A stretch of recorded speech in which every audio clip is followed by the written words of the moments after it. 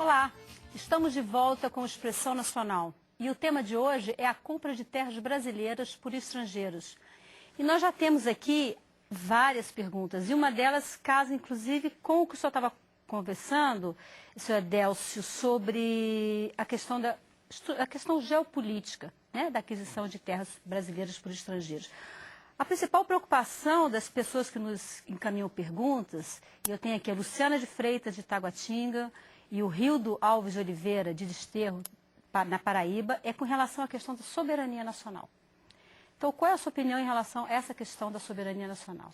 Olha, quando eu falei em questão geopolítica, eu estou me referindo ao seguinte: essas empresas que chegam, principalmente as multinacionais e as transnacionais, elas têm um forte apoio dos seus governos,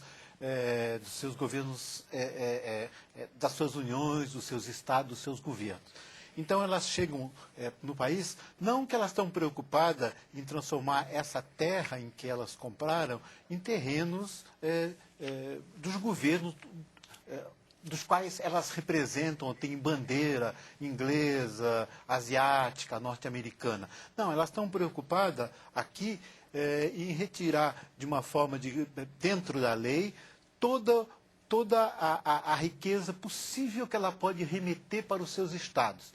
Então, antigamente os fisiocratas pensavam na terra enquanto reprodução de riqueza em termos de produção de alimentos.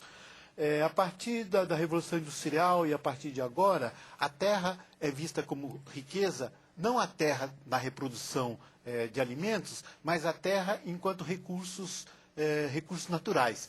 Então, transfere montanhas de minérios das nossas áreas para os seus estados. E eles não estão preocupados, por exemplo, em brigar por isso. Não é? Eles estão preocupados em fazer essa transferência. E como nós temos, digamos, o Brasil tem uma relação amigável e tem legislação que permite isso, e aliás o minério é uma dos produtos mais exportados para o mundo, eles continuam transportando essas montanhas de riqueza, usufruindo dos recursos naturais do Brasil. Então, e a questão da soberania, Maristela, é uma questão que foi criada a partir de quando se criou o Estado Nacional. Antes disso não tinha soberania, os estados, né, não havia, digamos, estados, haviam grandes áreas, etc. Hoje, com a globalização, a questão da soberania também começa a ser questionada, porque começa a se falar... Qual seria esse conceito de soberania? Conceito de soberania, né? Da humanidade, toda a terra, etc. Né? O conceito de soberania, apesar de que cada um tem a sua nacionalidade hoje, né? Brasileiros, etc. Mas, né?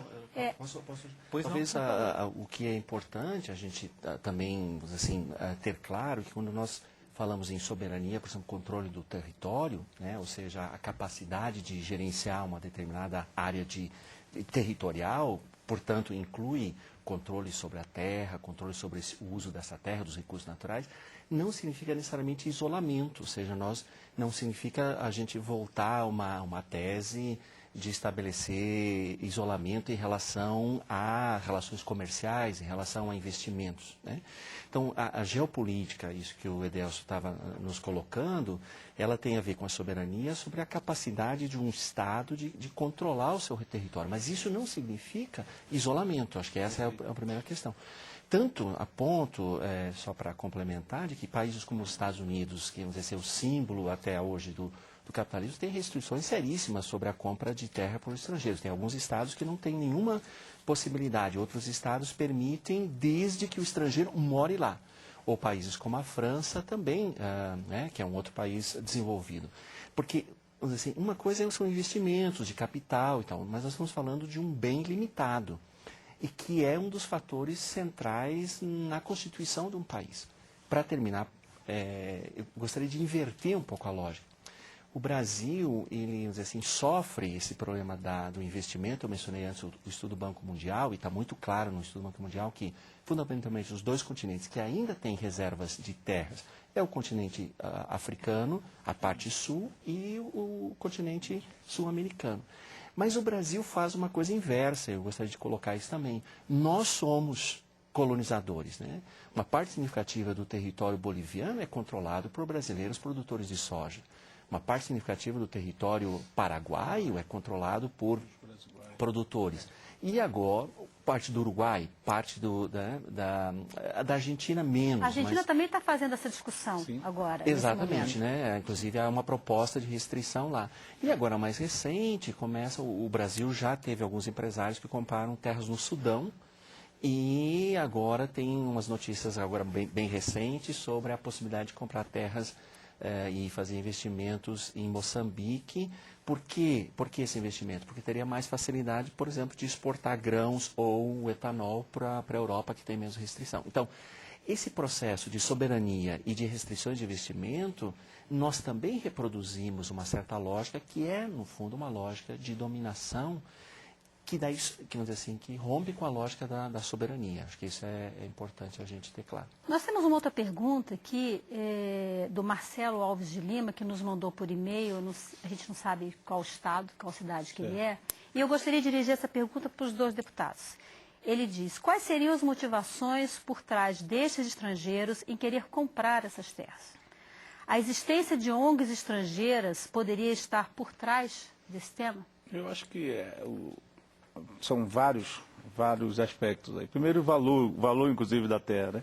O valor da propriedade nesses países e no Brasil. Você ainda encontra as regiões no país em que você compra a terra de preço muito baixo, né? Então você consegue acumular. A questão de hoje tem ONGs, hoje tem fundações, hoje tem empresas de capital nacional, hoje tem de tudo, né? Adquirindo essas áreas. Acho que o fundamental nesse debate também é a gente tornar, e eu tenho me preocupado bastante com isso, como a gente torna isso transparente. Ninguém tem efetivamente esses dados hoje. Obrigar os cartórios, obrigar outros instrumentos. Nós já trouxemos, inclusive, entidades outras que podem ter dados e que, por conta da lei, não estabelecer que elas eram obrigadas a repassar isso para algum local, para um cadastro único, vamos dizer assim, no Brasil, acabavam não repassando. Você acha que é possível um recadastramento? Eu acho que sim, e acho que, inclusive, o Moreira pode também falar sobre isso. Eu acho que é uma das questões que a comissão já começa a enxergar isso hoje com muita clareza, de que nós temos que estabelecer um período para que a gente possa ter um novo recadastramento no Brasil. Obrigatório, tá certo? Obrigatório para que a gente possa, e aí dar inclusive as condições. Hoje tem cartórios que estão sendo feitas correções, né, por desvio, por problemas, não são... Claro que não são todos, nem a maioria, mas nós temos esses problemas.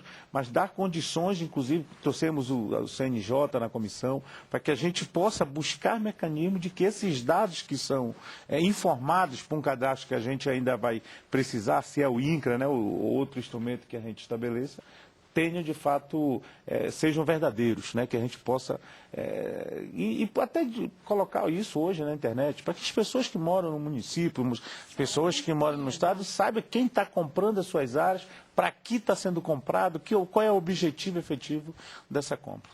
Deputado Moreira Mendes, sua resposta. Para complementar, eu quero dizer o seguinte: concordo com tudo que ele colocou.